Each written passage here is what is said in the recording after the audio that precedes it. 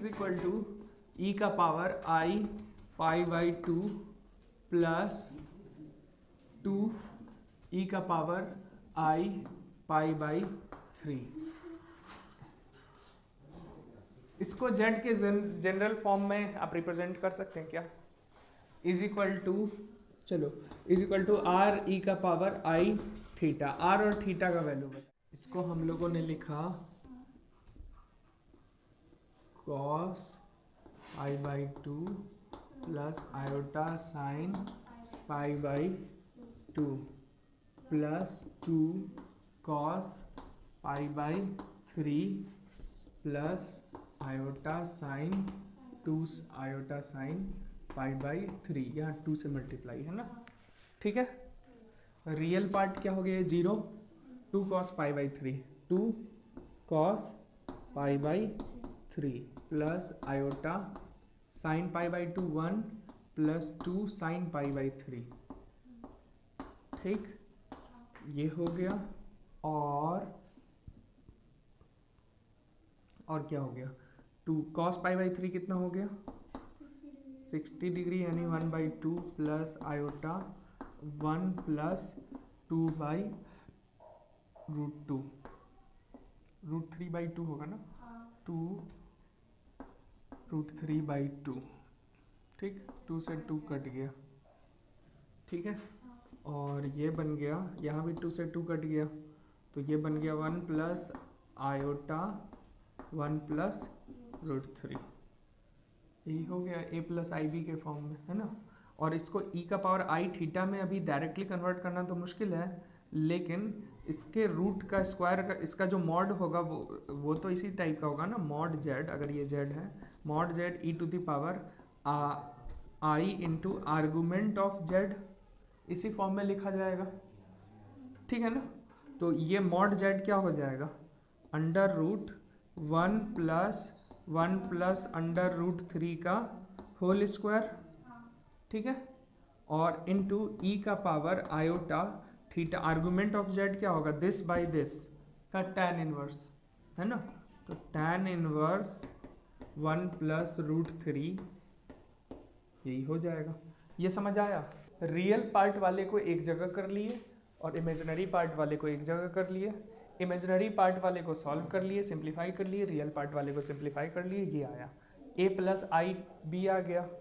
अब क्योंकि a plus i B को z कहते हैं और इसी को रिप्रेजेंट करते हैं मॉड z e का power i argument of z से, है ना। हमको इस फॉर्म में लिखना है, इस फॉर्म में हमारा आ चुका है। इससे इस फॉर्म में लिखने के लिए मॉड z का वैल्यू क्या होगा? Root under a square plus b square होगा, और इनटू e का power i argument of z लिख देंगे, जो भी आएगा। तो आर्गुमेंट ऑफ z का वैल्यू tan थीटा हम जानते हैं, tan into argument of z is equal to क्या होता है? b बाई a होता है ना, ठीक। तो theta is equal to tan inverse b by a होगा, अगर इस फॉर्म में लिखना है। क्लियर है ना? डन। अब है लॉगरिदम ऑफ कॉम्प्लेक्स नंबर। एक पॉइंट है छोटा सा, log of a complex number. अलग से बताने की ज़रूरत इसीलिए है क्योंकि e का पावर एक्सपोनेंशियल की बात होती है ना, किसी भी कॉम्प्लेक्स नंबर को हम लोग एक्सपोनेंशियल के टर्म्स में लिख सकते हैं, और e डायरेक्टली रिलेटेड है नेचुरल लॉग से, है ना। मतलब लॉग जब हम लोग लेते हैं तो नेचुरल लॉग का वो अपना एक सिग्निफिकेंस हो जाता है ना। तो इसीलिए लॉग लगा करके यहाँ पर देख ले रहे हैं। वी हैव क्या है? z is equal to r e का पावर आयोटा थीटा, ठीक है। r क्या है? मॉड ऑफ z, थीटा क्या है? आर्गुमेंट ऑफ z, ठीक है। तो अब हम लोग इसको लॉग z लगा, अगर बोथ साइड नेचुरल लॉग लगाया जाए, लॉग क्या होता है? एक होता है a का power x is equal to b है ना। तो ये हम लोगों ने देखा है कि x is equal to log of, यहाँ पर बेस a और b लिखते हैं।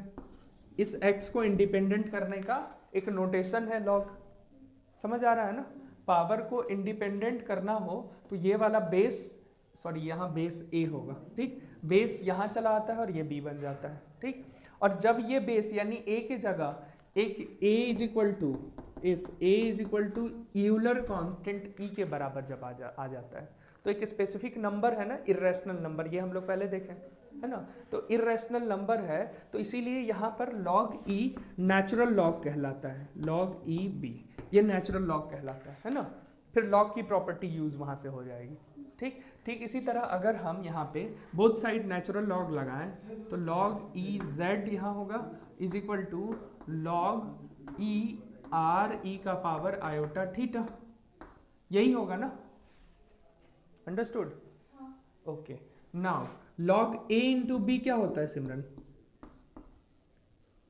Log a plus log b e का पावर आई थीटा होगा, और ये हो गया log e r plus log, अच्छा ये पावर है मल्टीप्लीकेशन में आ जाएगा है ना, तो यहाँ आई इंटू थीटा इंटू लॉग ई हो जाएगा, और लॉग ई 1 होगा, तो ये क्या आ गया log e r plus iota theta है ना, यानी कि natural log of a complex number is equal to natural log of mod of that complex number plus iota argument of that complex number, यही होगा ना, यानी कि किसी कॉम्प्लेक्स नंबर में अगर हमको लॉग लगाना है तो उसके मॉड में हम लॉग लगा देंगे और आई इंटू आर्ग्यूमेंट ऑफ जेड लिख देंगे, यही लॉग की प्रॉपर्टी हो गई, समझ आ गया। नोट क्वेश्चन लिखो, sine of log base e i का power i is equal to a plus iota b, ये एक नंबर है ना, find a and b, a और बी क्या होगा इसको फाइंड कर, साइन लॉग ई, चलो साइन बाद में लगाते हैं, log E I to the power I है तो आयोटा बाहर आ जाएगा, ठीक, अच्छा फिर क्या होगा लॉग ई आई को क्या लिख सकते हो, आई लॉग ई का पावर, आयोटा को क्या लिख सकते हैं, ई का पावर,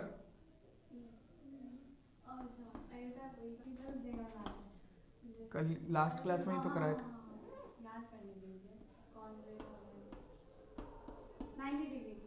ठीक, क्लियर है सबको, हाँ, तो ये हो गया हमारे पास इज इक्वल टू आयोटा, और ये फिर ये पावर में है बाहर आ जाएगा स्क्वायर पाई बाई 2 और लॉग ई हो जाएगा, ये तो 1 हो गया, और ये -1 हो गया माइनस पाई बाई 2, और इसके बाहर अगर साइन लगा है तो इसके बाहर हमको लगाना पड़ेगा साइन, और sine of minus pi by 2 minus sine pi by 2 that is 1, तो a प्लस आयोटा b के फॉर्म में है, यानी 1 प्लस 0 आयोटा है, यानी a इज इक्वल टू 1 -1 हो गया, b इज इक्वल टू 0 हो गया, यही हमारा आंसर है।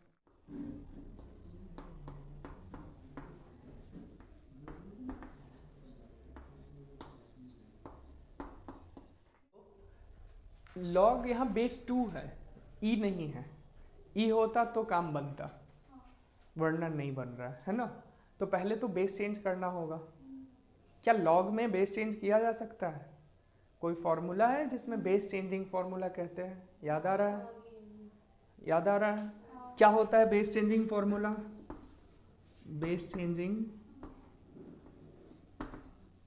फॉर्मूला क्या होता है, लॉग ए है यहाँ बी है, which is equal to log, मान लो बेस सी रखना है, c b by log c a, यही होता है ना, यहाँ जो है वो नीचे आ जाता है और बेस दोनों का सेम हो जाता है, सेम बेस में आ जाता है, तो इसको अगर लॉग में करना है तो log 2 5 iota is equal to log e 5 iota by log E2, ये लिख सकते हैं। अब बनेगा, अब log E 5i है ना, 5i है, log E z है, log E z क्या होता है, log of E mod z, इसका mod कितना आएगा का रूट 5, तो 5 यही हो जाएगा, plus iota into argument of this, और इसका आर्ग्यूमेंट क्या होगा, 5i का आर्ग्यूमेंट π/2 ही होगा ना। अगर जनरल फॉर्म में लिखना है तो 2n पाई प्लस π/2 कर सकते हैं, रोटेट करके बार बार वही आएगा, है ना। मतलब अगर iota is equal to cos π/2 plus iota sine π/2 लिखते हैं, लेकिन ये π/2 के जगह 360 प्लस π/2 होता तब भी इतना ही होता, है ना, क्योंकि 360 प्लस थीटा कॉस थीटा होता है, sine 360 plus theta sine theta होता है, यानी सेम वैल्यू देता। ठीक, तो यानी कि चलो ठीक है, अभी π/2 ही ले लेते हैं। तो आयोटा अगर इतना है तो 5 ऑफ आयोटा 5 ऑफ दिस है, राइट। तो इसका जो आर्ग्यूमेंट है तो π/2 ही रहेगा ना, चाहे 5 से मल्टीप्लाई हो या ना हो। ठीक है, तो यहाँ पे हम क्या कहेंगे, आयोटा π/2। ठीक, पर्टिकुलर फॉर्म में प्रिंसिपल वैल्यू अभी ले रहे हैं। ठीक है, तो ये हम लोग कह सकते हैं। और बाई टोटल कितना है, log E2। ठीक है, अब इसको और सिंपलेस्ट फॉर्म में अगर ले जाएं, log E5 by log E2, log यहाँ 2 हो जाएगा और यहाँ 5 हो जाएगा, प्लस 1/1 है तो log EE है, ठीक है, और नीचे है log E2 है आयोटा π/2। ठीक, इस पूरे को हम क्या लिख सकते हैं, log बेस वापस से हो जाएगा, यहाँ 2 आ जाएगा, यहाँ E आ जाएगा, है ना, तो यहाँ 2 कर दो और यहाँ E कर दो। ठीक है, यही आंसर, A का वैल्यू हमारा ये हो जाएगा और B का वैल्यू I छोड़ करके बाकी सारा हो जाएगा। समझ आया ना, A प्लस IB। ठीक है, यहाँ से एक तरीका ये था, दूसरा तरीका आप मतलब उसमें भी बेस चेंजिंग करना पड़ता, लेकिन ऐसे भी कर सकते थे, उधर कर दे रहा है, ऐसे भी कर सकते थे, जैसे यहाँ पे log 2 है 5i है, कुछ नहीं 5 इंटू आई है ना, log A into B, log A plus log B आया। बस यहाँ पर अभी E नहीं आया है, इसमें बेस चेंज करने की कोई ज़रूरत नहीं, क्योंकि ये तो कांस्टेंट वैल्यू है ना, ये तो रियल नंबर है, रियल पार्ट है ये। इसी में अब इस I को हमको बाहर निकालना है, क्योंकि जो जनरल फॉर्म है I बाहर है, B कांस्टेंट है, इसी फॉर्म में लिखना है ना। तो अब बस इसको चेंज करना हमारे पास रहा, तो इसको चेंज करने के लिए log EI by log E2 लिख दिया हमने, ये तो कांस्टेंट वैल्यू हो गया, और ये बचा ये I को हम लोग क्या लिख सकते हैं, E का पावर आयोटा π/2, और आयोटा π/2 बाहर आएगा तो ये क्या आ जाएगा, आयोटा π/2 इंटू log EE 1 आ जाएगा, और 1 नहीं लिखना है तो log EE log E2, तो क्या हो गया log 2E। देखो वही चीज़ आ गया, log 2/5। दोनों ही तरीके से बना सकते हैं, ये भी क्लियर है। तो बेसिक क्या है ना, कि आपको अलजेब्रा पता होना चाहिए। अलजेब्रा कहीं भी देखो, कॉम्प्लेक्स नंबर का जो अलजेब्रा है वो कोई अलग चीज़ नहीं है, जो अलजेब्रा पहले हम लोग पढ़े हैं उसी को यहाँ पर इस्तेमाल कर रहे हैं। ठीक है, तो इसको नोट में एक जो बात मुझे करनी है, किसी ने कोई सवाल नहीं किया, जब लॉग हम लोग पढ़े थे, जब हम लोगों ने लॉग पढ़ा था तो हम लोग देखे थे ये log AB है, इस B का वैल्यू हमने क्या देखा था, पॉजिटिव रियल, ये होना चाहिए। अब हम लोग यहाँ पे इमेजिनरी ले रहे हैं, है ना, हाँ, अब इमेजिनरी ले रहे हैं तो कोई ये भी कह सकता है क्यों ना log 2i² ले सकता है, और इसको कोई कैलकुलेट भी कर सकता है मैथमेटिकली, log 2 आई का पावर 2 है तो ये 2 बाहर आ जाएगा और log 2 आई ये एक वैल्यू को दे रहा है ना। लेकिन अगर ऐसे देखो तो log 2 माइनस 1 अगर आई स्क्वायर का वैल्यू पुट करो तो यहाँ आ रहा है ना। ये कॉन्ट्राडिक्टरी यहाँ पे बात लग रहा है ऐसा, है ना। तो इंटायरली देखो लॉग का जो पूरा कंसेप्ट है, जब हम रियल नंबर के लिए रियल अलजेब्रा की बात कर रहे हैं तो वही होगा जो हम लोग वहाँ पढ़े थे। अभी बस हम लोग जान रहे हैं कि क्या लॉग जैसे जन्म हुआ था लॉग का, अब लॉग एज अ फंक्शन उससे इंडिपेंडेंट हो गया है। जैसे आगे जाके तुम लोग पढ़ोगे d y by d x, d something by d x, यहाँ पे y रख देंगे तो y को डिफ्रेंशिएट करना है, यहाँ पर z रख देंगे तो z को डिफ्रेंशिएट करना है। यही बात है ना। तो असल में यहाँ पर जो भी रखाएगा ये जो पर्टिकुलर थिंग है ये एक ऑपरेटर, एक मशीन की तरह काम करेगा, एक फंक्शन की तरह। फंक्शन का जो डेफिनेशन हम लोग पढ़े थे, है ना, कि हम किसी पे अप्लाई करते हैं और चेंज होके सम आउटपुट मिलता है। हम कुछ यहाँ पे इनपुट डालेंगे और कुछ आउटपुट मिलेगा, जूसर मशीन की तरह ना। जैसे जूसर मशीन में क्या करते हैं हम लोग, फल होता है, फल कट करते हैं और उसमें डालते हैं, और जब जो हमको दूसरे साइड से मिलता है वो हमको लिक्विड मिलता है, जूस मिलता है ना। तो जूसर मशीन की तरह होता है ना कि आप इस पे इनपुट डालते हैं और आउटपुट कुछ मिलता है आपको, ऐसा ही होता है।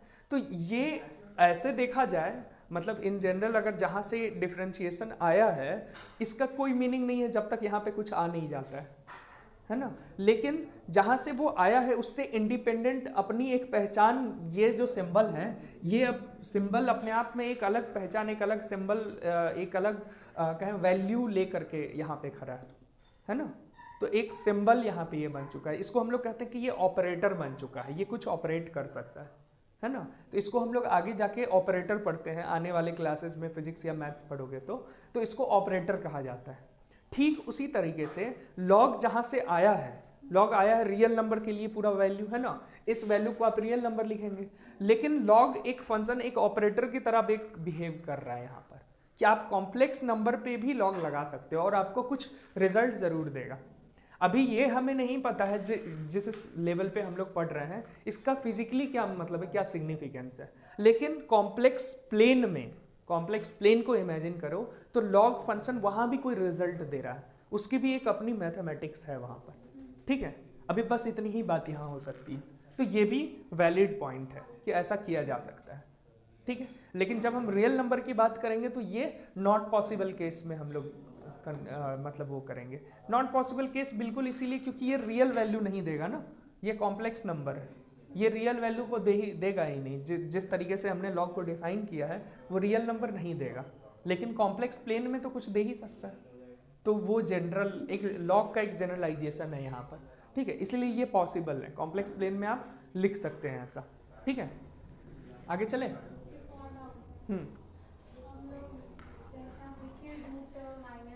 हाँ, रूट के अंदर -1, रूट के अंदर -1, हाँ। वो अगर वो रूट है वो तो दोनों में चला जाएगा और वो इनटू -1 इनटू 1 हो जाएगा, तो 1 ही आना चाहिए ना आई। हाँ, का वैल्यू, इसका वैल्यू तुम क्या कह रही हो, 1 होना चाहिए। हाँ, रूट अंडर माइनस,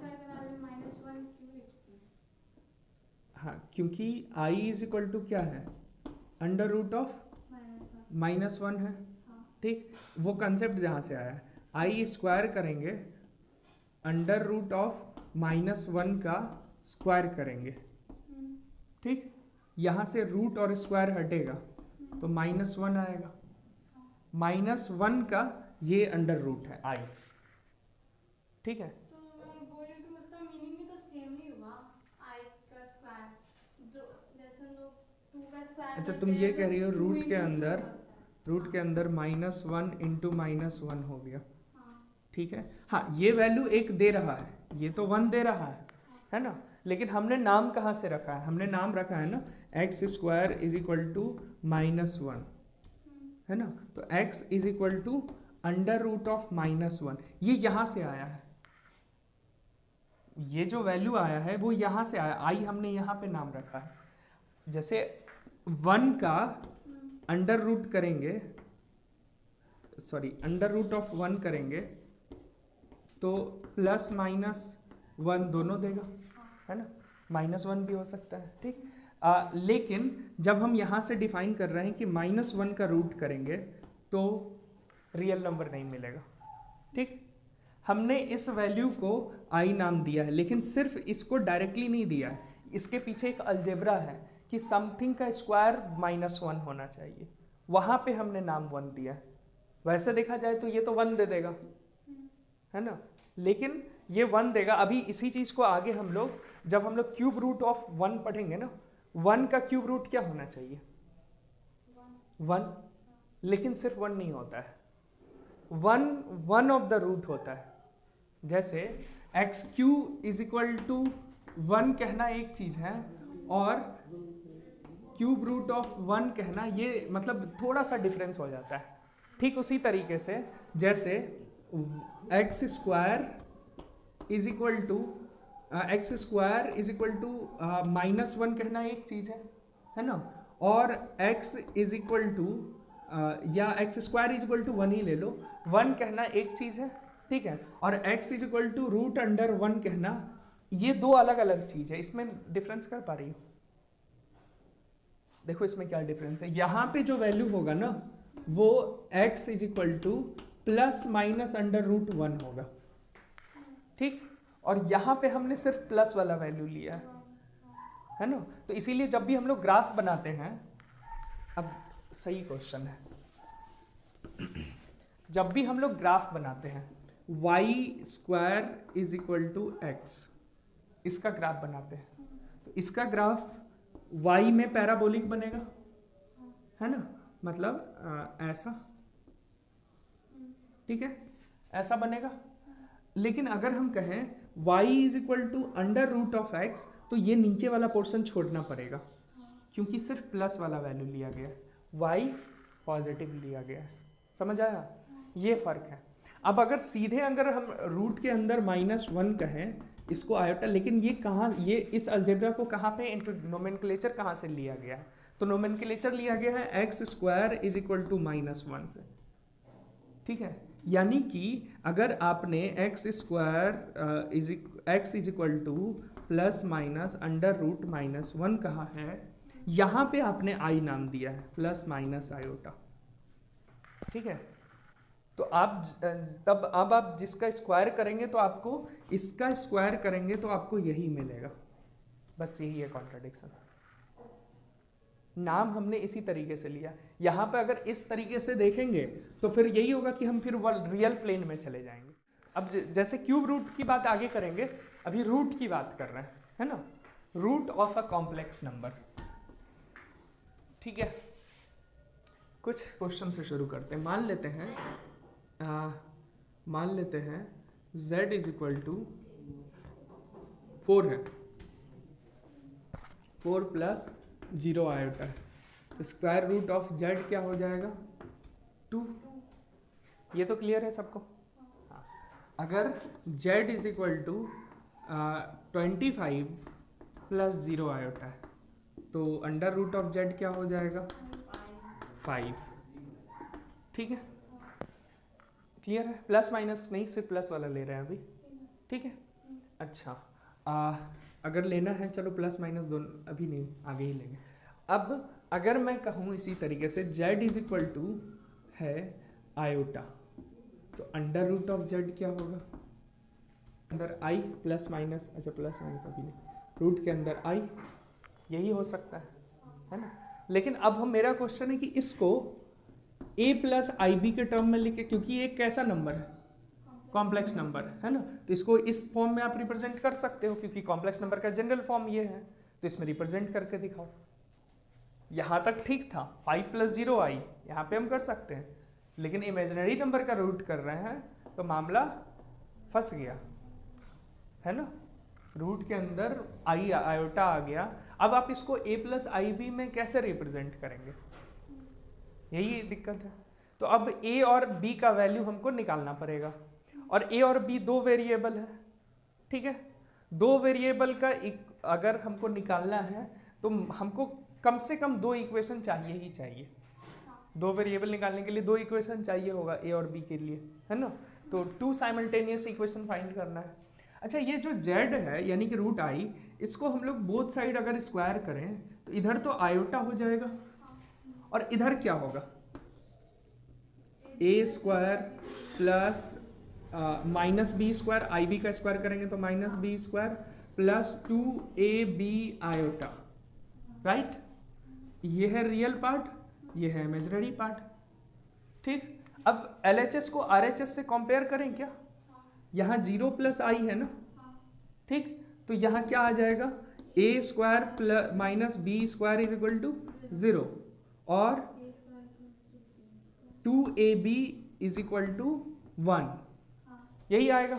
अब आगे कैसे सॉल्व करेंगे, अब टू साइमल्टेनियस इक्वेशन है हमारे पास, दोनों को सॉल्व करना है, होगा कैसे, यहाँ से अगर निकालेंगे a is equal to 1/2b और इसको इसमें पुट करेंगे तो a square is equal to क्या आ जाएगा, 1/4b square is equal to b square, b का पावर 4 हो जाएगा, b का पावर 4 इज इक्वल टू 1/4 और यहाँ से जो भी वैल्यू आएगा b का आ गया तो वहाँ से a आ जाएगा, a आ गया तो हम लोग यहाँ से निकाल सकते हैं, ठीक है। समझ आया ना, 1/4 का पावर 1/4 आएगा यानी 1/√2 आ जाएगा इसका वैल्यू, यही आएगा ना। b is equal two plus minus 1/2 का power 1/2 is equal two plus minus 1/√2, यही b आ जाएगा। फिर वहाँ से a, अब b 2 आया है तो a भी उस हिसाब से 2 वैल्यू देगा, ठीक, यानी 2 पेयर बनेगा इसका। और ऑब्वियसली स्क्वायर रूट करते हैं तो 2 पेयर बनता है ना, एक प्लस वाला एक माइनस वाला, आमतौर पे ये हो रहा था, है ना। तो यहाँ से b का वैल्यू 1/√2 प्लस माइनस 1/√2 तो a is equal to 1/2b plus minus 1/2b करेंगे तो 1/2 और b 1/√2 √2/2, फिर अगेन प्लस माइनस 1/√2 आ जाएगा, ठीक। और इसको प्लस पे प्लस होगा, माइनस पे माइनस होगा, यानी कि रूट के अंदर यहाँ लिख देते हैं, रूट आयोटा का मतलब हो गया 1/√2 प्लस आयोटा 1/√2, ठीक। और क्या हो गया, माइनस 1/√2 माइनस आयोटा 1/√2, यही दो पॉसिबिलिटी है ना। अच्छा, इसको चेक भी कर सकते हैं वैसे हम लोग, लेकिन ये समझ आया, रूट के अंदर i का value a plus i b के फॉर्म में, ठीक है। अब इसको और भी तरीके से सोच सकते हैं, रूट के अंदर जैसे आयोटा है, इसको आप क्या लिख सकते हो, पोलर कोऑर्डिनेट में देखते हैं, ठीक है। पोलर कोऑर्डिनेट में इसको क्या लिख सकते हो, रूट के अंदर e का पावर i π/2, ठीक है, और ये क्या हो गया, e का पावर i π/2 इंटू 1/2 पावर 1/2, ठीक। और ये हो गया e का power i π/4 which is equal to cos π/4 plus iota sine π/4, और ये क्या आ गया 1/√2 प्लस आयोटा 1/√2, ठीक। एक सॉल्यूशन आया, दूसरा सॉल्यूशन भी चाहे तो आ सकता है, क्या होगा, यहां पर देखो, यहां पर हमने पर्टिकुलर लिया है, प्लस π/2 लिया है ना, और भी पॉसिबिलिटी है, क्या पॉसिबिलिटी है, माइनस पाई से प्राइम नंबर, अभी प्राइम उसमें ही देख रहा है ना, प्लस π/2 यहाँ ले रहा है, और भी कोई वैल्यू पॉसिबल है, प्लस i प्लस आना चाहिए 5π/2 या -3π/2, साइन तभी प्लस होगा ना, तो -3π/2, फिर तुम्हारा यहाँ माइनस, यहाँ भी माइनस आ जाएगा, है ना। इस तरीके से हम अब देखो, अब यहाँ माइनस आएगा, फिर अगला तुम कोई और भी लोगे ना तो फिर प्लस प्लस आ जाएगा, यानी कि 2 ही पेयर पॉसिबल है। ऐसे तो हम n वैल्यू ले सकते हैं ना, 2n पाई यहाँ पर जैसे हम लिख सकते हैं प्लस 2n पाई, है ना। n का वैल्यू 0 1 2 3 ऐसे ही इंटीजर्स लेंगे, ठीक। और ऐसा ऐसा लेंगे तो ये दो ही पेयर बनेगा, एक बार ये बनेगा एक बार ये बनेगा, यही दोनों बार बार रिपीट करेगा। मतलब ये कि रूट के अंदर i का यही दो वैल्यू है, ये रूट के अंदर i का वैल्यू निकला। समझ आया? दो मेथड से, एक मेथड दूसरा मेथड। मैंने पहले बताया था कौन ज़्यादा इजी होने वाला है हमारे लिए। पोलर कोऑर्डिनेट बहुत इजी है, ई का पावर के फॉर्म में लिखा हुआ है ना। लेकिन नोट दोनों करना, कई बार ये मेथड भी आप लोग को बनाना पड़ेगा, तो नोट दोनों कर। अंडर रूट माइनस आयोटा क्या आएगा? Under root of minus iota, minus iota का root is equal to under root of E का पावर 3π/5 माइनस आई ना, 0 plus 0 plus minus I, 0 minus I यानी माइनस π/2 ना, माइनस π/2 ना, ई का पावर माइनस आयोटा π/2। अरे इसका हाँ, लेकिन जनरल फॉर्म हाँ ठीक है, लेकिन इसका कॉन्जुगेट है ना, तो सीधे माइनस π/2। अच्छा, माइनस π/2 प्लस और क्या लिख सकते हैं, माइनस π/2 अच्छे से लिख देते हैं, आयोटा माइनस π/2 प्लस 2n पाई, यही होगा ना, ठीक है। तो इसको लिख सकते हैं ई का power iota minus π/4 plus n pi, यही लिख सकते हैं ना, 1/2 होगा पावर, तो ठीक। तो ये क्या आ गया, ई का पावर आयोटा π/4, n का वैल्यू पहले 0 पुट करते हैं तो क्या आ जाएगा, ई का पावर आयोटा, ई का पावर माइनस π/4 आयोटा, ये हो जाएगा। और n का वैल्यू फिर 1 पुट करते हैं तो क्या हो जाएगा, ई का power pi plus π/4, pi minus π/4, 3π/4, यही आएगा ना। ई का पावर माइनस आयोटा 3π/ नहीं माइनस नहीं प्लस 3π/4, यही तो आएगा। फिर रिपीट होगा, 2 करेंगे तो फिर माइनस π/4 आ जाएगा, 3 करेंगे तो यही दोनों वैल्यू, दो ही वैल्यू होगा, मतलब रूट है तो दो ही वैल्यू होगा, ये ऐसे भी दिख रहा है ना। हाँ, तो ये क्या आ जाएगा, π/4 45 डिग्री ना, minus 45 degree, cos minus 45 degree क्या आ जाएगा, इसको लिखें cos of minus π/4 plus iota sine of minus π/4, एक ये होगा और दूसरा क्या होगा, cos of 3π/4 plus iota sine 3π/4, यही आएगा, ठीक। इज इक्वल टू यहाँ क्या होगा, कॉस ऑफ माइनस π/4 1/√2, देखो यहाँ माइनस आ रहा है, i/√2, और यहाँ हो गया कॉस 3π/4, 3π/4 यानी कि पाई प्लस π/4 हुआ ना, पाई माइनस π/4 माइनस हो जाएगा, माइनस 1/√2, और साइन ये पॉजिटिव आ जाएगा, i/√2, है ना, सेकंड क्वाड्रेंट में आएगा क्योंकि, ठीक है, 135 degree.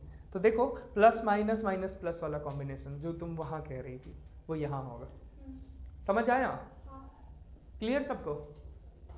Under root of minus iota का आया, है ना।